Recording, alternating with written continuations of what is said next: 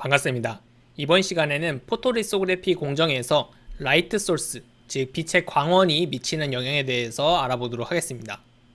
먼저 우리가 포토리소그래피 공정에서 중요하게 생각해야 되는 이슈 세 가지가 있습니다. 첫 번째로는 레졸루션입니다. 즉 얼마나 우리가 작은 사이즈를 리소그래피 공정을 이용해서 만들 수 있는지를 우리가 먼저 고려를 해줘야 되겠습니다. 우리가 리소그래피 공정을 이용해서 다음과 그림과 같은 구조물들을 만들어준다라고 가정해 보도록 하겠습니다. 이때 우리가 중요하게 생각해야 될 부분들은 리소그래피 공정을 통해서 얼마나 작은 사이즈의 구멍을 만들 수 있는지, 혹은 얼마나 작은 사이즈의 기둥을 만들 수 있는지, 그리고 기둥과 기둥 사이의 간격은 어느 정도까지 좁힐 수 있는지, 이렇게 우리가 얼마나 작은 스케일, 사이즈의 패턴을 만들 수 있는지 없는지가 리소그래피의 성능을 결정하는 중요한 파라미터가 되겠습니다. 여기서 우리가 반도체 공정에서 자주 사용하게 되는 용어 하나만 정리하고 넘어가도록 하겠는데요. 바로 크리티컬 디멘전, CD라고 불리는 값이 되겠습니다. 한글말로 번역하면 임계 크기 정도로 번역을 할 수가 있을 것 같은데요.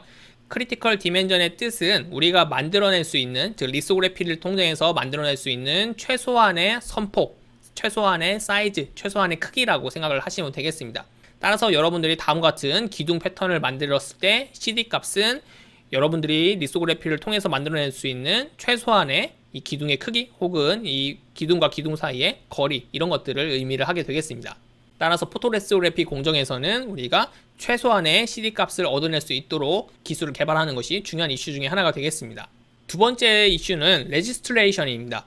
이것은 우리가 포토리소그래피 공정이 단 한 번으로 끝나는 것이 아니라 이렇게 어떤 회로 패턴을 한번 만든 다음에 그 위에는 또 다른 회로 패턴을 만들고 그 위에는 또 다른 회로 패턴을 만들어서 이렇게 층층이 쌓아나가면서 반도체 칩을 구성을 하기 때문에, 따라서 첫 번째 레이어와 두 번째 레이어 사이의 정렬, 얼라이먼트 역시 상당히 중요한 이슈가 되겠습니다. 즉 얼마만큼 미세한 패턴을 만들 수 있느냐, 그것뿐만 아니라 첫 번째 만든 패턴과 두 번째 만든 패턴이 우리가 원하는 위치에 정확하게 정렬이 되어야만 회로가 또 잘 동작을 할 수 있겠죠. 따라서 이렇게 정렬을 시킬 수 있는 기술 역시 중요한 이슈 중에 하나가 되겠습니다.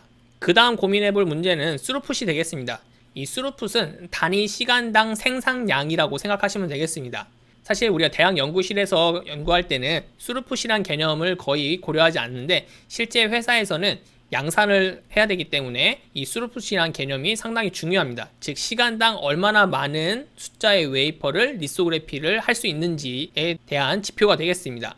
아무리 미세하게 패턴을 잘 만들고 정렬을 잘 할 수 있는 리소그래피 기술이 있다 할지라도 그 기술 자체가 너무나 시간을 많이 잡아먹는 기술이라면, 즉 리소그래피를 하는데 시간이 너무 오래 걸리는 기술이라면은 시간당 많은 웨이퍼를 리소그래피 공정을 진행할 수 없게 되겠고요. 그 말을 바꿔서 이야기하면은 칩을 대량 생산하는데 불리하게 작용한다는 뜻이 되겠습니다. 따라서 리소그래피에 많은 시간이 투입된다는 얘기는 대량 생산이 불가능해진다는 뜻이 되겠고, 그만큼 칩을 생산하는 단가가 높아진다는 뜻이 되겠습니다. 따라서 회사에서 실제로 반도체를 양산할 때는 이 리소그래피 기술의 스루풋 역시 상당히 중요한 이슈가 되겠습니다. 이번 시간에는 이 세 가지 이슈 중에서 첫 번째로 레졸루션에 관한 이슈를 조금 더 깊이 있게 살펴보도록 하겠습니다. 우리가 포토리소그래피에서 레졸루션을 이해하려면 빛의 파동적인 특성 중에서 디플렉션, 즉 회절이란 특성을 좀 이해를 해줘야 되겠습니다. 회절은 여러분들이 아마 물리 시간에 가볍게라도 배웠을 텐데요. 빛이 퍼지는, 그리고 장애물을 만났을 때 돌아가는 특성을 의미를 하게 되겠습니다. 다음 그림 같이 어떠한 빛이 슬릿을 통과하게 되면은 빛은 입자일 수도 있겠으나 파동적인 성질을 가지고 있기 때문에 이 슬릿을 통과하면서 점점 이렇게 퍼져나가게 되겠습니다. 즉 우리가 빛은 이렇게 똑바로 직진한다라고 쉽게 생각할 수 있겠으나 실제로는 회절이라는 디프렉션이라는 성질에 의해서 점점 퍼져나가는 성질을 가지고 있게 되겠습니다. 따라서 우리가 리소그래피 공정에서 이 광원 소스로부터 나온 빛이 마스크를 통과하게 되고 뚫린 부분에 빛이 통과를 해서 그 빛은 PR에 조사가 되고 빛을 맞은 부분이 PR이 변하기를 원하는 상황이 바로 리소그래피 공정이 되겠는데요. 이때 우리가 PR이 빛을 맞기를 원하는 영역이 다음과 같은 영역이라고 했을 때 마스크를 그대로 그려놓으면 빛이 직진해서 여기 영역만 빛이 맞을 거라고 쉽게 생각할 수 있겠으나 실제로는 빛은 파동적인 성질을 가지고 있고 회절을 하기 때문에 빛이 다음과 같이 퍼져나가게 되겠습니다. 따라서 우리가 원래 원했던 영역은 이만큼의 영역이 빛을 받기를 원했지만 실질적으로 회절이라는 현상 때문에 PR이 빛을 받는 영역은 다음과 같이 넓어지게 되겠습니다. 즉 우리가 예상했던 영역보다 더 넓은 영역에서 빛을 받는다는 뜻이 되겠고, 그렇다는 얘기는 우리가 원했던 패턴 사이즈보다 더 커지게 패턴이 형성된다는 것을 의미를 하게 되겠습니다. 오른쪽 그림에서 다시 한번 이야기하면요, 우리가 원래 빛을 받기를 원하는 영역은 이만큼이어서 다음 그림 같은 패턴이 형성될 것이라 기대를 하였지만, 실질적으로는 이렇게 넓게 퍼진 형태의 패턴이 형성되고, 이것이 패턴이 미세화되면 미세화될수록 큰 문제를 야기하게 되겠습니다. 실제 빛의 조사가 이루어지는 리소그래피 장비의 내부는 더 복잡합니다. 왼쪽 그림과 같이 빛의 소스, 라이트 소스가 있고, 이것이 복잡한 렌즈 시스템을 거쳐서, 즉 광학 시스템을 거쳐서 마스크에 도달하고요. 이렇게 마스크를 통과한 빛이 바로 또 PR에 조사되는 것이 아니라 또 몇 단계의 광학 시스템을 거쳐서 빛이 모여져서 PR에 조사되게 되겠습니다. 이렇게 복잡한 과정을 거쳐서 빛이 쪼여지기 때문에 각각의 시스템이 만들어내는 파라미터들이 우리가 얻길 원하는 크리티컬 디멘전에 영향을 주게 되어 있습니다. 따라서 이러한 크리티컬 디멘전에 영향을 미치는 요소를 수식적으로 만들어낸 모델이 다음과 같은데요. 이 수식을 이해를 하려면 사실 우리가 물리학에서 배우는 광학 옵틱스를 조금 이해를 해줘야 되겠습니다. 하지만 우리 수업은 그러한 물리학 수업이 아니기 때문에 유도된 식의 결과만 놓고 우리가 이해를 해보도록 하겠습니다. 우리가 리소그래피 공정을 통해서 얻을 수 있는 레졸루션 혹은 CD 값은요, 다음과 같은 수식에 의해서 결정이 됩니다. 여기서의 K 값은요, 그냥 이렇게 광학 시스템이 구성된 형태에 따라서 바뀔 수 있는 상수 정도로 생각을 하시면 될 것 같습니다. 그리고 제일 중요한 것은 람다, 즉 빛의 파장에 비례해서 CD 값이 결정이 됩니다. 즉 우리가 CD 값은 낮추면 낮출수록 좋죠. 즉 더 미세한 패턴을 만들고 싶기 때문에 CD 값은 낮을수록 좋은데, 그렇게 낮은 CD 값을 얻으려면은 더 짧은 파장의 빛을 사용해야 된다는 것을 우리가 수식적으로 이해를 할 수가 있겠습니다. 그리고 분모에는 NA라는 값이 있습니다. 이 NA 값은 Numerical Aperture라고 해서 렌즈의 개구값이라고 불리는 값입니다. 이 값 역시 우리가 광학에서 나오는 개념이라서 깊이 있게 이해해 보진 않겠고요. 그냥 렌즈가 빛을 모아주는 능력 정도로 이해를 해주시면 좋을 것 같습니다. 여기서 이 NA 값은요, N 곱하기 sin 세타의 값으로 또 구해지는 값이 되겠는데, 여기서의 N 값은 Refractive Index, 굴절률을 뜻하게 되겠습니다. 즉 마지막에 렌즈에서 빛을 모아서 PR 쪽에 빛을 쪼여줄 때 이 빛이 모여지는 이 매질의 굴절률을 뜻하게 되겠습니다. 또한 여기서의 세타는요, 요 각 빛이 모여지는 이 원뿔 형태의 모양에서의 절반을 뜻하게 되겠습니다. 아무튼 우리가 여기서 살펴볼 중요한 파라미터는요, 결국은 CD 값을 우리가 낮추면 낮출수록 미세화된 패턴을 만들 수가 있겠고, 그러기 위해서는 더 짧은 파장의 빛을 사용하는 것이 상당히 중요하다라는 것을 이해를 할 수가 있겠습니다. 하지만 단순히 파장만 짧은 빛을 사용하면 우리가 미세화된 패턴을 얻을 수 있냐? 그것은 또 아닙니다. 그 이유는 DOF, Depth of Focus에서 문제가 발생하기 때문입니다. 이 Depth of Focus, DOF는요, 초점을 맞출 수 있는 레인지라고 생각을 하시면 되겠습니다. 이 첫 번째 그림처럼요, 어떤 사진사가 렌즈의 DOF 값을 조절을 하고 있습니다. 조절을 했더니 이 아주 좁은 영역에서만 초점이 맞게 이미지를 얻을 수 있는 것을 볼 수가 있습니다. 이렇게 이 초점을 맞출 수 있는 이 폭을 우리가 Depth of Focus, 즉 DOF라고 부르게 되겠습니다. 반대로 렌즈를 잘 조절을 하면요, 우리가 넓은 영역에 걸쳐서도 초점을 맞출 수가 있게 되겠습니다. 이러한 경우를 우리가 DOF 값이 크다라고 이야기하겠고요, 이 경우를 DOF 값이 작다라고 이야기를 하게 되겠습니다. 앞 슬라이드에서 이야기했듯이 우리가 미세화된 패턴을 얻고 싶다면은 파장이 짧은 빛을 사용하면 되겠습니다.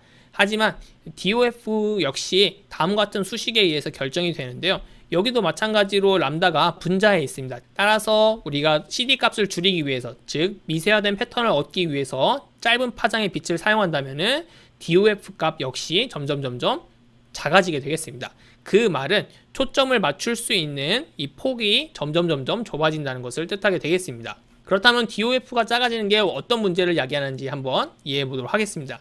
즉 우리가 다음과 같이 마스크를 놓고 광원을 이용을 해서 빛을 쪼여주게 되겠는데요, 이미 형성된 패턴에 어떤 높낮이의 단차가 존재하는 상황이라고 이해를 해보도록 하겠습니다. 그럴 경우에 이 레이어 위에 패턴을 만들 때 우리가 이 영역에 대해서 초점을 맞추었다면은 이 영역은 DOF 범위에 밖에 존재를 하는 상황을 가정한다면은 초점이 맞지 않아서 제대로 된 패턴을 만들 수가 없게 되겠습니다. 즉 미세화된 패턴을 만들기 위해서 파장이 짧은 빛을 사용할 경우에는 이 DOF 초점을 맞출 수 있는 범위가 좁아지기 때문에 만약 이런 높낮이의 단차가 존재할 경우에는 위쪽과 아래쪽에 동시에 정확하게 패턴을 만들 수 없는 문제가 발생을 하게 되겠습니다. 따라서 우리가 이미 반도체 소자 이론 시간에 배웠듯이 소자는 스케일링을 해야 성능이 높아지게 되어 있습니다. 즉 어쩔 수 없이 우리가 포토리소그래피에서도 더 미세화된 패턴을 만들어야 성능이 좋은 반도체 칩을 만들 수 있게 되겠습니다. 그렇기 때문에 어쩔 수 없이 점점점 더 파장이 짧은 빛을 사용할 수밖에 없게 되겠는데요. 그때 발생하는 문제가 바로 이 DOF 문제가 되겠습니다. 즉 아래쪽의 패턴들이 높낮이를 가지고 있을 때 동시에 높은 곳과 낮은 곳에 초점을 맞출 수가 없기 때문에 이렇게 단차가 존재하는 경우에는 우리가 파장이 짧은 빛을 사용할 수가 없게 되겠습니다. 따라서 그동안 리소그래피 기술이 발전해 오면서 이러한 DOF 문제를 해결하기 위해서 점점 이 평탄화 공정의 중요도가 높아졌습니다. 이 평탄화 공정, 플래너라이제이션 프로세스는요, 이렇게 아래쪽 패턴에 뭔가 높낮이가 존재하는 상황이라면은 두껍게 뭔가 인슐레이터 물질 같은 것을 증착을 해줍니다. 이렇게 증착을 한 다음에 CMP, 케미컬 메커니컬 폴리싱이라는 갈아내는 공정을 통해서 높낮이가 일정해질 수 있도록 고르게 갈아내줍니다. 이렇게 갈아내주고 평평한 레이어를 만들어 준 다음에 그 위에다가 다시 추가적인 리소그래피 공정을 이용해서 패턴을 형성해 주는 과정을 거치게 되겠습니다. 즉 다시 요약하면요, 우리가 점점 미세화된 패턴을 만들고 미세화된 소자를 만들기 위해서는 파장이 짧은 빛을 사용해야만 합니다. 하지만 파장이 짧은 빛을 사용했을 때는 이런 뎁스 오브 포커스 문제가 발생하기 때문에 이러한 문제를 해결하고자 추가적으로 플래너라이제이션 프로세스, 즉 평탄화 공정이라는 것이 도입이 되고 있고요. 이러한 평탄화 공정이 이루어져서 전체 레이어가 고른 높이를 가졌을 때, 그렇게 평탄화가 이루어진 다음에야 그 다음 리소그래피 공정을 진행을 할 수 있게 되겠습니다. 따라서 나중에 우리가 이 CMP 공정에 대해서는 더 깊이 있게 따로 강의에서 배우도록 하겠습니다. 아무튼 우리가 이제 앞에 슬라이드를 통해서 파장이 점점 짧은 빛을 사용해야 더 미세화된 패턴을 만들 수 있다는 사실을 이해를 하였습니다. 역사적으로 어떠한 빛을 사용했는지를 한번 살펴보면요, 초반에는 수은 등에서 나오는 G라인, H라인, I라인이라는 빛을 사용했습니다. 아래쪽 스펙트럼을 보시면요, 우리가 수은 램프에서 얻을 수 있는 스펙트럼이 되겠는데요, 이 특정한 파장의 빛이 아주 좁은 영역의 파장대에서 나오는 것을 볼 수가 있습니다. 따라서 이러한 수은 램프의 특성을 이용을 해서 이 G라인 436나노미터도 이용을 해보고, 그 다음에 파장을 줄였을 때 H라인도 이용을 하고, 그 다음에 I라인도 이용을 해서 리소그래피를 하는데 사용이 되었습니다. 이렇게 수은 등에서 나오는 빛의 파장을 이용을 하다가 이것보다 더 짧은 파장의 빛이 필요해서 이 이후 시점부터는 KRF, ARF라는 물질을 활용한 레이저 빛을 이용을 하여서 더 짧은 파장의 빛을 얻어내었고, 이것을 사용하여서 리소그래피를 하게 되었습니다.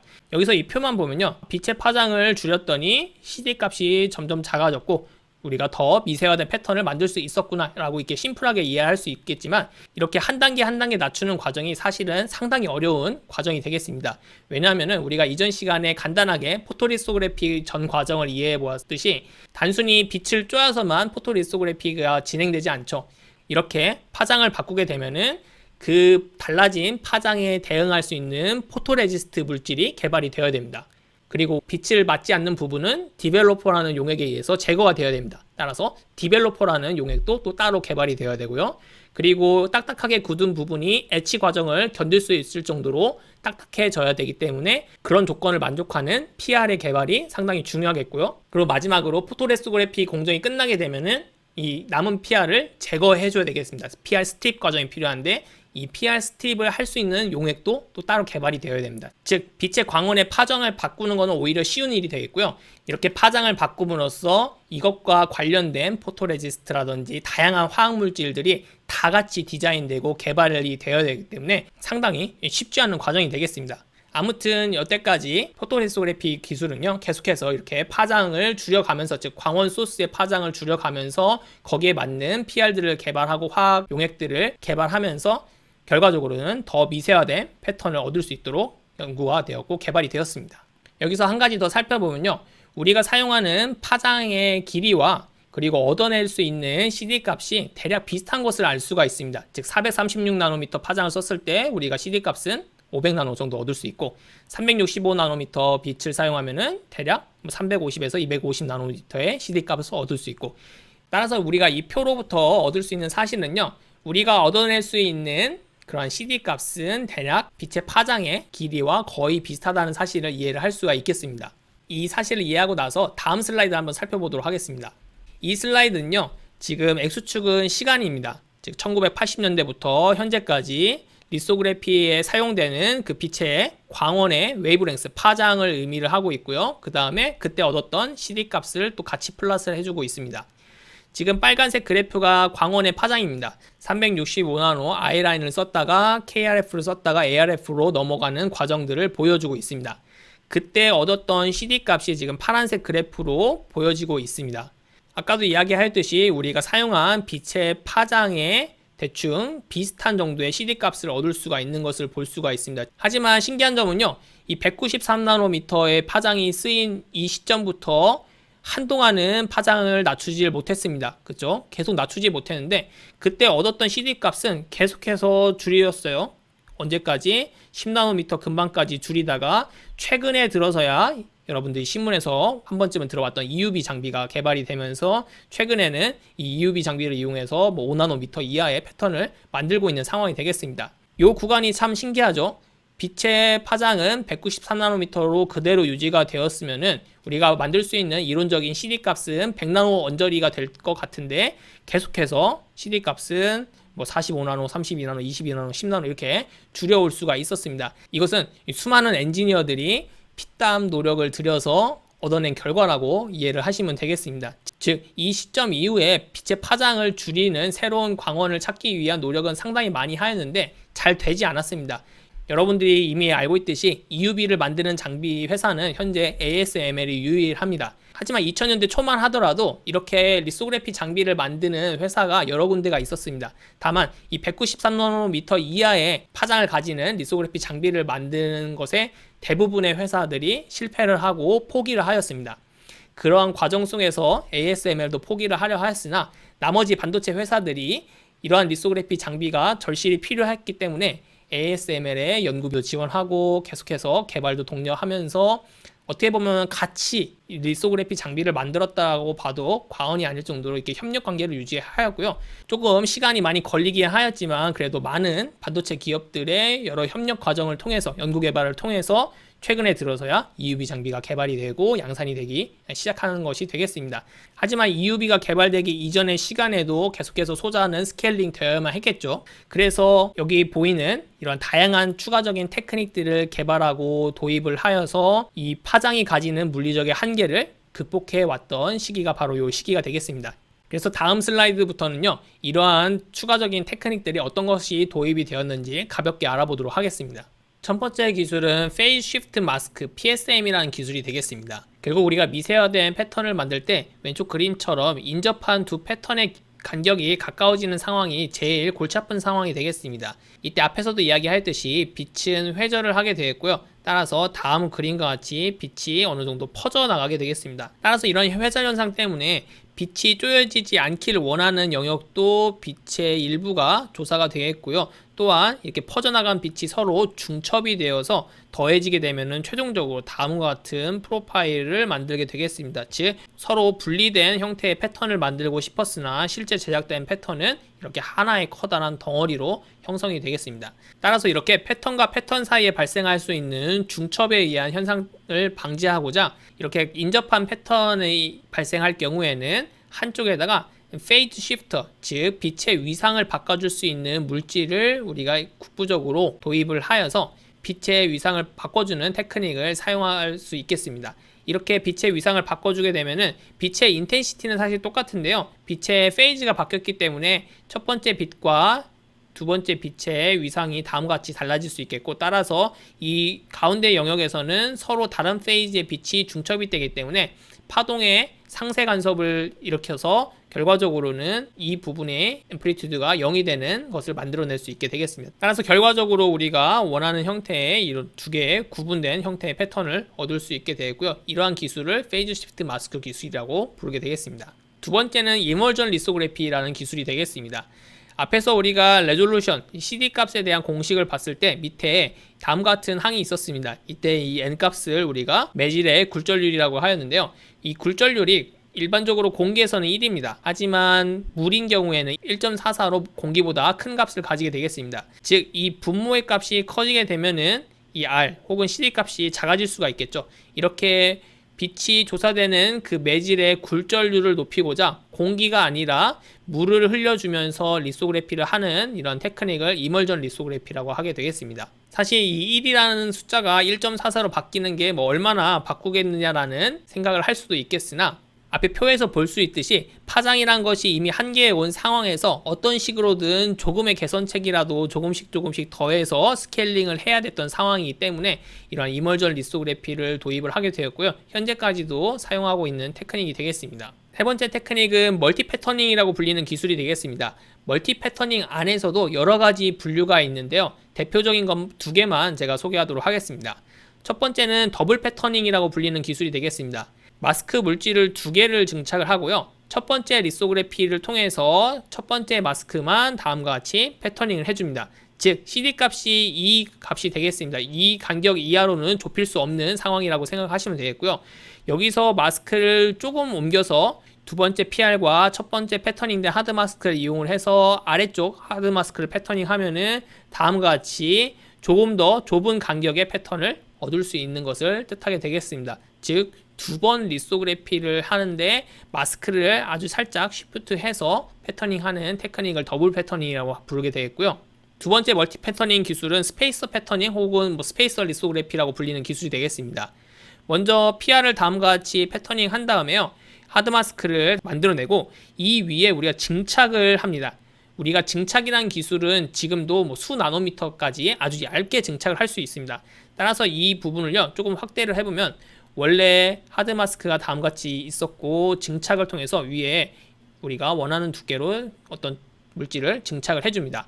그리고 나서 전체적으로 같은 깊이만큼 etch를 해줍니다. 이러한 과정을 etch백이라고 부르는데요.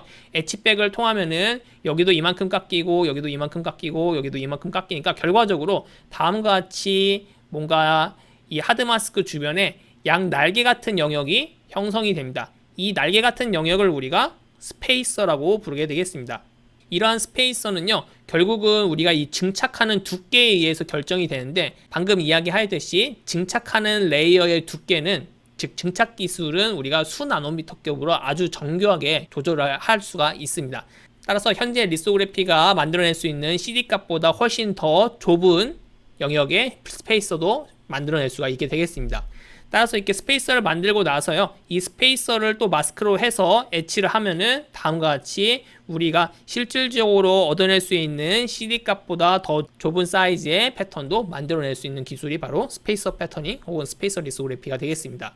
이렇게 우리가 현재 가지고 있는 CD 값의 한계를 극복하기 위해서 패터닝을 여러 번 하는 혹은 공정 과정을 여러 번 진행하는 이런 멀티 패터닝 기술을 이용을 해서도 파장의 한계를 또 극복을 해왔고요. 그 다음 기술은 OPC, Optical Proximity Collection이라는 기술이 되겠습니다.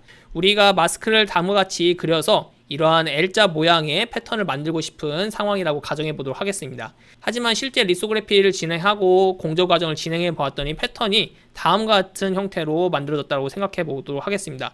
즉 우리가 원래 원했던 모양은 이러한 L자 모양인데 이 바깥쪽 영역들은 다 비어 있죠, 그렇죠? 이렇게 비어 있는 영역이 발생을 하였고 이 코너 부분에는 이렇게 직각 형태가 아니라 이렇게 불룩하게 튀어나온 형태로 패턴이 만들어진 것을 볼 수가 있습니다.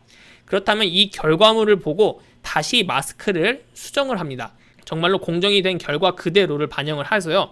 여기 지금 비어있는 부분에 대해서는 마스크를 더 두껍게 그려줍니다. 이런 식으로 튀어나오게 그려주고 이 코너 부분은 우리가 의도하지 않게 더 튀어나왔으니까 오히려 마스크에서는 더 깎아주게 이렇게 그려주고 이 마스크를 통해서 공정을 하게 되면은 실제 우리가 원했던 것에 더 가깝게 패턴을 그릴 수가 있게 되겠습니다. 이러한 기술을 OPC라고 부르게 되겠습니다.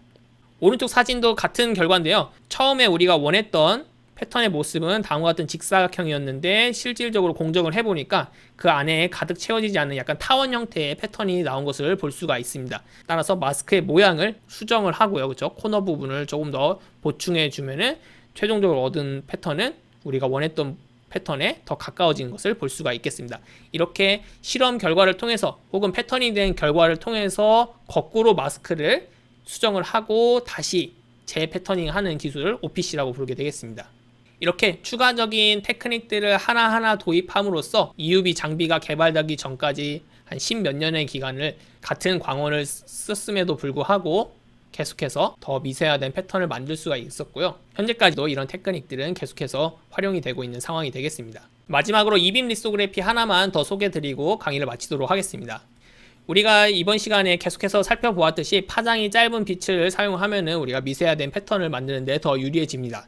현재는 EUV, 즉 13.5나노미터라는 파장을 가지는 빛까지 사용하는 단계에 와 있고요. 어찌되었던 어떠한 파장의 빛을 쓰던 간에 지금까지의 리소그래피 방식은요, 웨이퍼가 있고 그 위에 마스크를 둔 다음에 그 위에 광원 소스가 빛을 조사하여서 일부분의 영역에 빛이 한 번에 조사되는 방식을 사용을 하고 있습니다. 즉 어떻게 보면은 한 번에 빛을 쪼여서 원하는 패턴을 웨이퍼 전체에 만드는 방식이라고 생각할 수 있겠습니다. 이러한 방식과 다르게요, 전자 한 개 한 개를 쏘아서 전자총을 이용한 리소그래피가 있는데 바로 그것이 이빔 리소그래피가 되겠습니다. 이 방식은요, 전자를 하나씩 쏘아주는 방식을 취하고 있습니다. 즉 우리가 점을 찍어서 그림을 완성하는 것처럼 전자총을 쏘아서 패턴을 형성하는 리소그래피 방식을 이빔 리소그래피라고 부르게 되겠습니다. 이 방식은 전체 웨이퍼 면적에 동일하게 빛이 한 번에 조사되는 것이 아니라 전자총을 쏘기 때문에 국부적으로 점을 찍어서 리소그래피를 진행한다는 것이 기존의 리소그래피와 큰 차이점이 되겠습니다. 이러한 이빔 리소그래피의 장점은 아주 미세한 패턴도 쉽게 만들 수 있다는 점이 되겠습니다. 오른쪽 현미경 사진처럼 5나노, 10나노 이렇게 10나노미터 이하의 패턴도 이빔 리소그래피를 이용을 하면은 상당히 쉽게 만들 수가 있게 되겠습니다. 그렇다면 이런 좋은 리소그래피 방식을 왜 회사에선 사용하지 않느냐? 그 이유는 강의 처음에서 이야기했던 스루프 때문입니다. 한 번에 빛을 조사하는 방식이 아니라 이렇게 점을 찍어가면서 일일이 리소그래피를 하는 방식이기 때문에 리소그래피를 하는 과정에 걸리는 시간이 매우 오래 걸립니다. 따라서 아무리 이렇게 미세화된 패턴을 잘 만들 수 있는 기술이라 할지라도 실제 대량 생산에는 적합하지 않는 기술이기 때문에 회사에서는 사용하지 않는 기술이 되겠고, 하지만 대학 연구실이나 연구소에서는 미세화된 패턴을 만들 때 회사에서 사용하는 이런 값비싼 EUV 장비라든지 DUV에 쓰이는 장비를 사용할 수 없기 때문에 이빔 리소그래피를 많이 사용하는 경우가 많습니다. 따라서 대학 연구실에서 혹은 연구소에서 미세화된 패턴을 만들어서 반도체 소자를 연구하고 있는 그런 상황에서 이빔 리소그래피는 활발하게 사용되고 있는 기술이 되겠습니다.